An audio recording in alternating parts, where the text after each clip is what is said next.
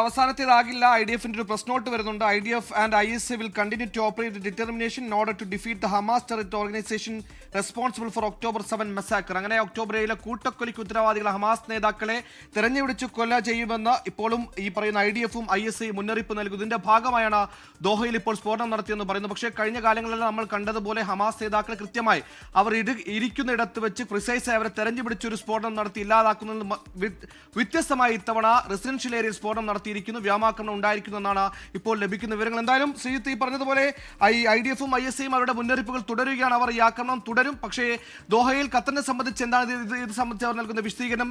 ഒരു റീറ്റാലിയേഷന് ഖത്തർ ഒരുങ്ങുമോ? പ്രത്യേകിച്ച് ഈ പറഞ്ഞത് ലക്ഷ്യമിട്ടത് ഹമാസ് നേതാക്കളെ ആണെങ്കിലും അവരുടെ ടെറിറ്ററിയിലാണ് അവർ ഇന്റഗ്രിറ്റി ബാധിക്കുന്ന രീതിയിലാണ് ആക്രമണം നടത്തിയിരിക്കുന്നത്. അവരുടെ പൊതുപൗരന്മാർക്ക് ഖത്തറിൽ ജീവിക്കുന്നവർക്ക് സുരക്ഷിതം ഉറപ്പുവരുത്തേണ്ട ഉത്തരവാദിത്തം ആ രാജ്യത്തെ സംബന്ധിച്ച് ഖത്തറിനുണ്ട്. അതുകൂടി കണക്കിലെടുക്കുമ്പോൾ ഇത് ഖത്തർ ഒരു ക്ഷീണമാണ്. ഏത് തരത്തിലാണ് ഇപ്പോൾ ഖത്തർ പ്രതികരിച്ചു തുടങ്ങുന്നത്? ഖത്തർ നിലവിൽ തന്നെ ഖത്തർ ഇക്കാര്യത്തോട് അതിരൂക്ഷമാണ്. ഇതൊരു ക്രിമിനൽ ആക്ടിവിറ്റിയാണ്. നിങ്ങൾ നടത്തിയത് വലിയ കുറ്റകൃത്യമാണ്. അന്താരാഷ്ട്ര അതിർത്തി കടന്ന് മറ്റൊരു രാജ്യത്തിന് അതിർത്തി കടന്ന് നിങ്ങൾ നടത്തിയത്, ഇസ്രായേലിനോട് നിങ്ങൾ നടത്തിയത് വലിയ ക്രൂരകൃത്യമാണ്. ഒരു ക്രിമിനൽ ആക്ടിവിറ്റിയാണ് നിങ്ങൾ നടത്തിയത് എന്ന കാര്യമാണ് ആദ്യ പ്രതികരണമായി ദോഹയുടെ ഭാഗത്തുനിന്ന് ഖത്തറിന്റെ ഭാഗത്തുനിന്ന് ഉണ്ടായിട്ടുള്ളത്. ഇത് സാധാരണഗതിയിൽ നമുക്കറിയാവുന്ന ഒരു യുദ്ധസമാനമായ അന്തരീക്ഷത്തിൽ ഒരുപക്ഷെ സൈനിക കേന്ദ്രങ്ങളിലേക്കൊക്കെ ആകാം ആക്രമണം നടത്താറുള്ളത്. ഇത് കഴിഞ്ഞ ദിവസങ്ങളിൽ ഗസയിൽ എന്താണോ സംഭവിച്ചത്, ഗസയിലെ കെട്ടിടങ്ങൾക്കും സാധാരണക്കാരായ ആളുകൾ താമസിക്കുന്ന സ്ഥലങ്ങളിലേക്കും വിദ്യാഭ്യാസ സ്ഥാപനങ്ങളിലേക്കും ആശുപത്രികളിലേക്കും ഇസ്രായേൽ നടത്തിയ ആക്രമണങ്ങൾക്ക് സമാനമായി തന്നെയാണ് ഇപ്പോൾ ദോഹയിലെ റെസിഡൻഷ്യൽ ഏരിയയിലേക്ക് ഏതാണ്ട് തൊട്ടടുത്ത് ആളുകൾ തിങ്ങിപ്പാർക്കുന്ന മേഖല എന്നാണ് ഇപ്പോൾ നമ്മൾ മനസ്സിലാക്കുന്നത്, ആ വിവരങ്ങളിൽ നിന്ന് മനസ്സിലാക്കുന്നത്. അതിന് തൊട്ടടുത്തേക്കാണ്, അവിടെയാണ് ഇവിടെ ഉണ്ടായിരുന്നത് എന്നാണ് ഇസ്രായേലിന്റെ വാദം. ഇസ്രായേൽ പറയുന്നത് അവർ രഹസ്യ കേന്ദ്രത്തിൽ ഒളിച്ചിരിക്കുകയായിരുന്നു, ആ രഹസ്യ കേന്ദ്രത്തിലേക്കാണ് ഞങ്ങൾ ആക്രമണം നടത്തിയത്, അതൊരു ജനവാസ കേന്ദ്രമല്ല എന്നാണ് ഇസ്രായേൽ പറയുന്നത്. പക്ഷേ ഖത്തറിന്റെ മറുപടി എന്ന് പറയുന്നത് അത് ജനവാസ കേന്ദ്രം തന്നെയായിരുന്നു, അവിടേക്ക് നിങ്ങൾ ആക്രമണം നടത്താൻ പാടില്ലായിരുന്നു, എല്ലാ സമാധാന ശ്രമങ്ങളെയും ഇല്ലാതാക്കുന്ന രൂപത്തിലാണ് ഇപ്പോൾ ഇസ്രായേലിന്റെ ഭാഗത്തുണ്ടായിട്ടുള്ള നടപടി എന്നാണ് ഇതിൽ നിന്ന് മനസ്സിലാക്കുന്നത്. എന്തായാലും ഖത്തർ വളരെ അതിരൂക്ഷമായുള്ള പ്രതികരണം, ഒരുപക്ഷെ വരാൻ പോകുന്ന അല്ലെങ്കിൽ നടക്കാനിരിക്കുന്ന അല്ലെങ്കിൽ നടക്കേണ്ടിയിരുന്ന സമാധാന ശ്രമങ്ങളെ പൂർണ്ണമായി ഇല്ലാതാക്കുന്ന രൂപത്തിലുള്ള ഒരു പ്രതികരണം അല്ലെങ്കിൽ ഒരു ആക്രമണമാണ് ഇസ്രായേലിന്റെ ഭാഗത്തുനിന്നുണ്ടായതെന്നാണ് മനസ്സിലാക്കുന്നത്. എന്തായാലും ഡൊണാൾഡ് ട്രംപും ബെഞ്ചമിൻ നെതന്യാഹുവും എവിടെ പറഞ്ഞു നിർത്തിയോ അതിന് തുടർച്ച എന്നോണമാണ് ഗാസയിൽ നിന്നും നിങ്ങൾ പൂർണ്ണമായും ഒഴിഞ്ഞു പോവുക, ഗാസ വിട്ടുപോവുക, ഹമാസ് എന്ന സംഘടന ഇനി ഉണ്ടാകാൻ പാടില്ല എന്ന് ട്രംപും നെതന്യാഹുവും പറഞ്ഞതിന്റെ തുടർച്ച എന്നോണമാണ് ഇപ്പോൾ ഈ ആക്രമണം എന്ന് വ്യക്തമാണ്. ഇല്ലെങ്കിൽ ഖത്തർ പോലൊരു പ്രദേശത്ത് ഈ രണ്ട് രാജ്യങ്ങളും തമ്മിലുള്ള സമാധാന ശ്രമങ്ങൾക്ക് നേതൃത്വം വഹിച്ചുകൊണ്ടിരിക്കുന്ന അല്ലെങ്കിൽ മധ്യസ്ഥത നടത്തിക്കൊണ്ടിരിക്കുന്ന ഒരു രാജ്യത്തേക്ക് ആക്രമണം നടത്താൻ ഇസ്രായേലിനെ പ്രേരിപ്പിച്ച ഘടകം എന്ന് പറയുന്നത് ഹമാസിനെ പൂർണ്ണമായും ഇല്ലാതാക്കുക എന്നൊരൊറ്റ കാരണം മാത്രമാണ്. അത് അവർ ഇന്നും പറയുന്നുണ്ട്, ഹമാസിന്റെ നേതൃത്വം ഞങ്ങൾ ഇല്ലാതാക്കും, ഇനി ഹമാസ് എന്ന സംഘടന വേണ്ട എന്നൊരു നിലപാടാണ് ഇപ്പോഴും ഇസ്രായേൽ എടുത്തിട്ടുള്ളത്. ഈ ആക്രമണം നടത്തിയ ശേഷവും എടുത്തിട്ടുള്ളത്. ഇപ്പോൾ സുഹൈൽ സൂചിപ്പിച്ചതുപോലെ IDF പറയുന്നത് ഇനിയും എവിടെയെങ്കിലും ഹമാസിന്റെ നേതാക്കൾ ഉണ്ടോ അവിടെയെല്ലാം ഞങ്ങൾ ആക്രമണം നടത്തും എന്ന് തന്നെയാണ്.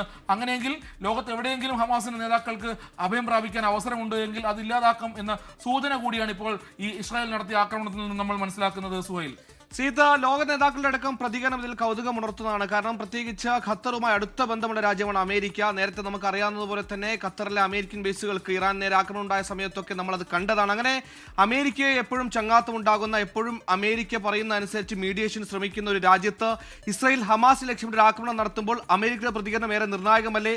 അമേരിക്ക ഇത് സംബന്ധിച്ച് എന്ത്, ഈ ഖത്തറിൽ നടത്തിയ ആക്രമണം സംബന്ധിച്ച് ഏത് തരത്തിലുള്ള പ്രതികരണം നടത്തുമെന്ന കാര്യം കൗതുകമുള്ളത് കൂടിയല്ലേ ശ്രീജിത്ത്?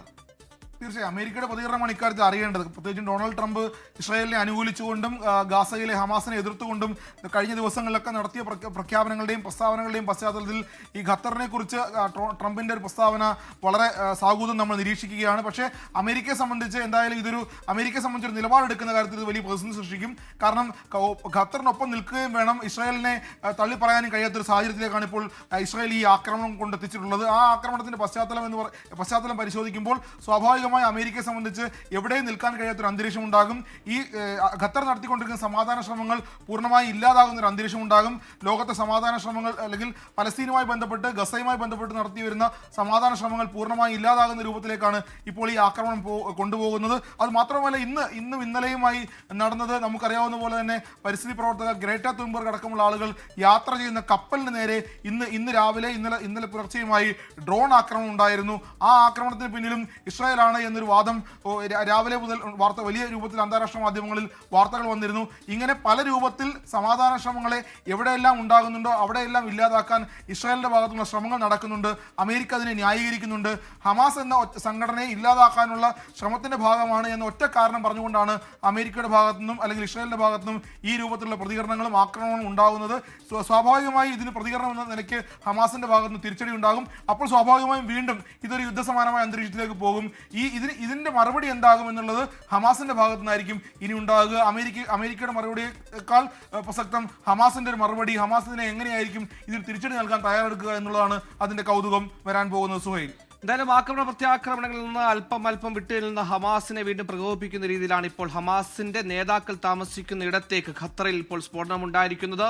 എത്ര പേർ കൊല്ലപ്പെട്ടു എന്ന കാര്യത്തിൽ സ്ഥിരീകരണം ഉണ്ടായിട്ടില്ല. എന്തായാലും ഈ ഹമാസ് നേതാക്കളെ ലക്ഷ്യമിട്ടാണ് തങ്ങൾ ആക്രമണം നടത്തിയെന്ന് ഇസ്രായേൽ ഇതിനോടകം തന്നെ വിശദീകരിച്ചു കഴിഞ്ഞിരിക്കുന്നു. അവരുടെ ടെറിട്ടറിയിൽ കയറി ആക്രമിച്ചതിൽ, ഖത്തറിന്റെ ടെറിട്ടറിയിൽ കയറി ആക്രമിച്ചതിൽ, ദോഹയിൽ ആക്രമണം നടത്തിയതിൽ ഖത്തറിനും വലിയ രീതിയിൽ അപലപിച്ചിട്ടുണ്ട് സംഭവത്തെ. എന്തായാലും അമേരിക്ക ഈ വിഷയത്തിൽ എങ്ങനെ പ്രതികരിക്കുമെന്ന കാര്യം അത് കണ്ടറിയേണ്ടതാണ്. ഈ പറഞ്ഞതുപോലെ ഇസ്രായേലുമായും ഖത്തറുമായും ഒരുപോലെ ബന്ധം പുലർത്തുന്ന അമേരിക്ക അറിഞ്ഞുകൊണ്ടാണ് ഇത്തരത്തിൽ സ്ഫോടനം ഉണ്ടായെന്നടക്കം കാര്യങ്ങൾ വ്യക്തത വരാനുണ്ട്.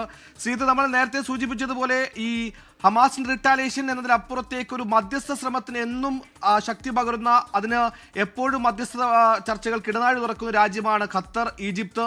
പലപ്പോഴും ഈ പല സമയങ്ങളിലും താൽക്കാലിക വെടിനിർത്തലിനടക്കം ഗ്രൗണ്ട് ഒരുക്കിയത് ഈ പറഞ്ഞ ഖത്തറിന്റെ നേതൃത്വത്തിൽ നടത്തിയ ചർച്ചയാണ്.